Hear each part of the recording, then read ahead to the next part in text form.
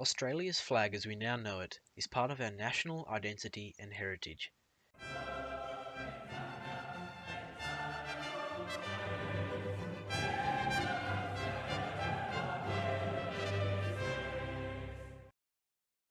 The Aussie flag unites us as a people, and to many a symbol of the sacrifices the men and women have faced that have fought under it past and present. However, it was not always the way we know it today. Over time, our flag has changed significantly since the British founded colonies in Australia. When Lieutenant James Cook arrived in Botany Bay on the 24th of January 1788, the First Fleet was carrying the original Union flag, created in 1606. This flag was used as the de facto flag of the colony until 1801. In this year, the Act of the Union 1801 was passed and the Union flag was modified to include St. Patrick's Saltire, the red X. The Union Jack was used as the official national flag of Australia's colonies as more and more colonies were established.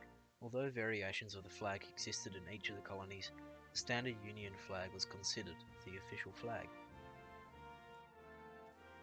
As the 19th century continued, so did Australia's colonial citizens' national pride. Several flag change movements were formed to distance the flag from the Union Jack and create a new flag that represented the colony's national pride. So in 1823 to 1824, a new flag designed by Captain John Bingle and Captain John Nicholson from New South Wales emerged, inspired by the White Royal Navy ensign. This was called the National Colonial Flag. This is one of the first flags to have shown the Southern Cross on itself, depicting Australian national pride. A second flag, also designed by Nicholson, called the Federation Flag, was designed in 1831.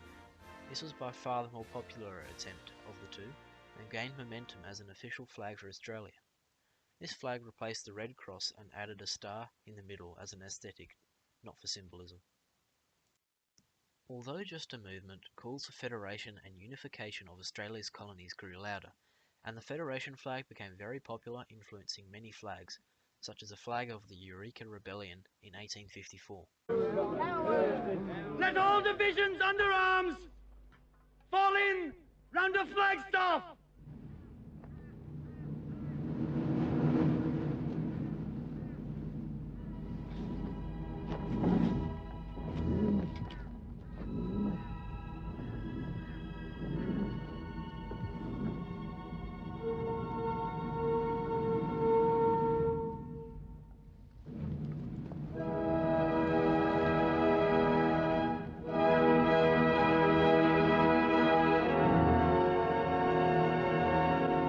We swear by the Southern Cross. We swear by the Southern Cross. To stand truly by each other. To stand truly by each other. And to fight to defend our rights and liberties. And to fight to defend our rights and liberties. Amen. Amen.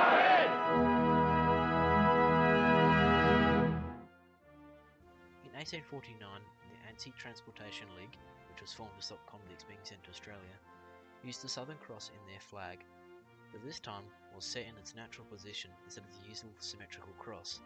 This is one of the earliest known uses of a flag incorporating the natural position of the stars. Another prominent flag that was influenced by the Southern Cross was the Murray River flag. This flag was popular in the 1850s and is still widely used today on boats that use the waterway. Keep in mind that the official flag for Australia was still the Union Jack, though in 1901 that was the change. 1901 was the year that Australia was federated, and calls for a new national flag were sent out. The Melbourne Herald conducted a design competition with a prize of 25 Australian pounds.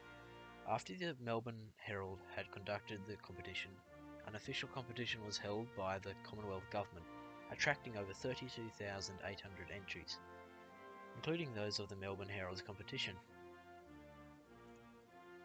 Each competitor had to submit two designs, a red design for merchant service and public use, and a blue ensign for naval and official use.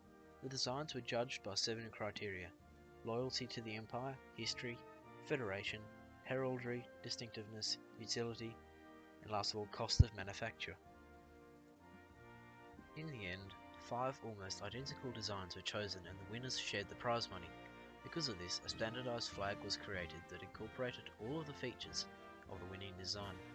such as the large star in the bottom left and the natural array of the Southern Cross and the Union Jack in the canton. As you can see, two designs, one with a red background and one with a blue background, were created.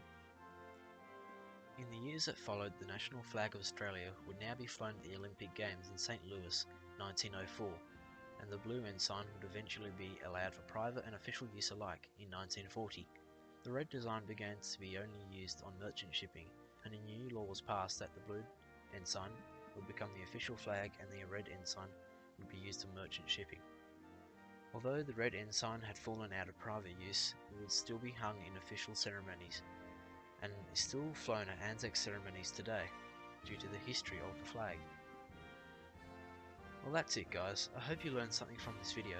If you did, don't forget to like and subscribe, it would help out a lot and help me make more videos like these. Until next time, see you later.